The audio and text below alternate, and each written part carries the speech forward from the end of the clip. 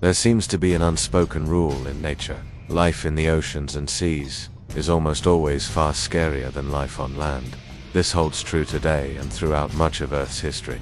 Even during the age of dinosaurs, aquatic nightmares often outmatched the terror of T-Rex. It is surprisingly hard to find any era when the water offered better survival odds than solid ground. Yet there was one brief window, very long ago before the dinosaurs, when the oceans were actually the safer choice. This was the Lipingian epoch, the final stage of the Permian period, spanning roughly 259 to 252 million years ago. During this time, Earth looked nothing like today. The moon orbited closer, shortening days to about 22 hours.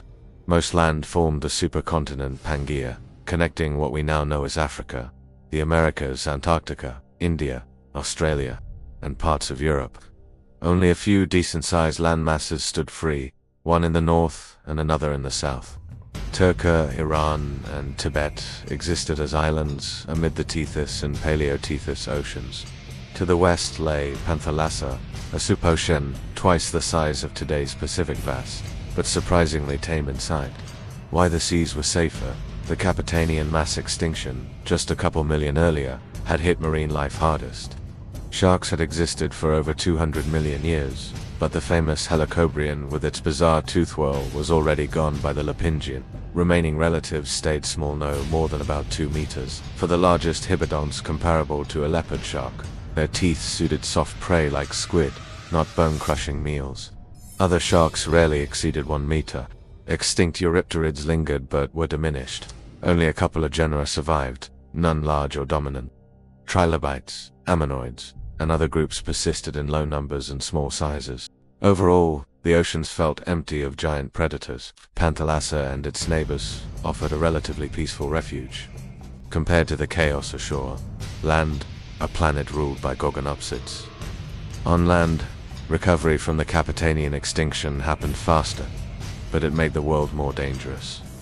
The old rulers, the Dinocephalians, had vanished, opening the door for new apex predators. The biggest winners were the Gorgonopsids, saber-toothed theropsids, named after the mythical Gorgons for their horrifying fossils. Gorgonopsids were not mammals, nor reptiles in the modern sense. They were therapsids, closer to mammals than to dinosaurs, but still primitive. Early in the Permian, they were tiny, no bigger than a human foot, hunting small prey. After the Dinocephalians disappeared, they exploded in size during the Lipingian. The largest was an Ostrincivia. Adults reached over 3.5 meters long and weighed around 300 to 400 kilograms, rivaling a large bear or American lion in bulk, though averages were more tiger-like. It had sturdy, long limbs for surprising speed and durability. Its most fearsome weapons were the upper canines, up to 15 centimeters long, curved, and serrated for slicing flesh and causing massive blood loss. Whether it used a Smilodon-style throat bite or a bite-and-run tactic, neither was pleasant.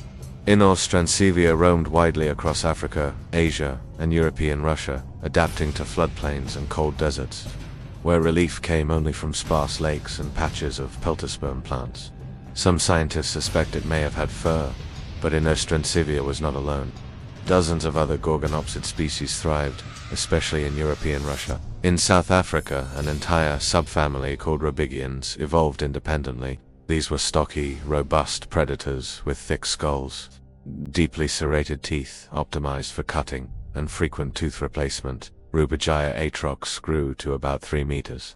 Its heavy build and bony bosses suggested it grappled large prey head, and bite force was modest only, about 20% stronger than a wolf's. But the teeth pierced hide and flesh effortlessly.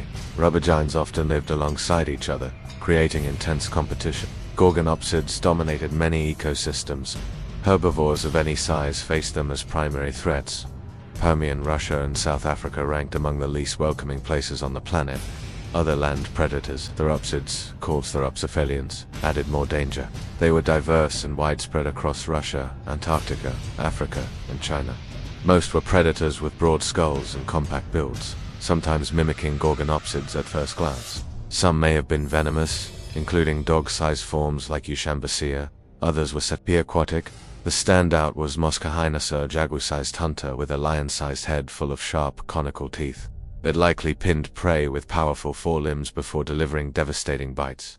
Larger therocephalians like Megawetsia reached 3 meters.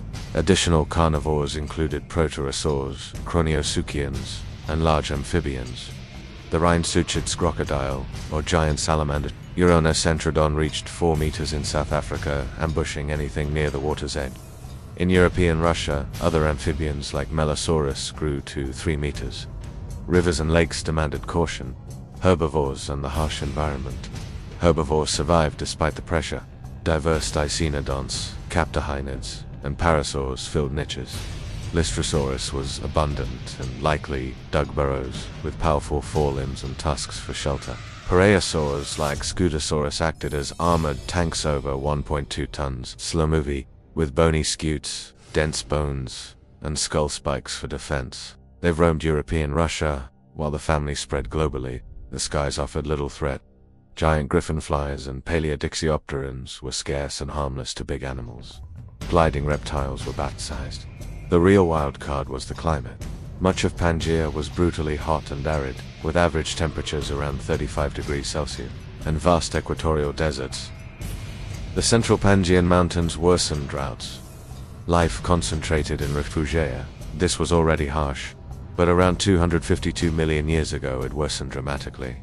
The Great Dying, the Permian-Triassic erupted from the Siberian traps. Massive volcanism covered an area the size of Western Europe in lava flows up to a kilometer thick.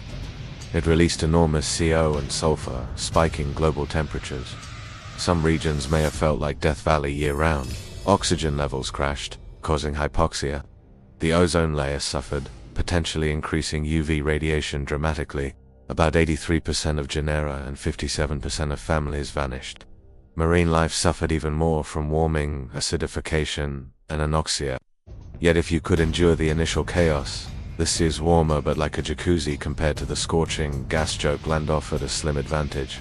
You avoided burning heat, toxic air, and the gauntlet of saber-toothed predators. The Lapingian thus stands as a rare moment when water was the wiser bet.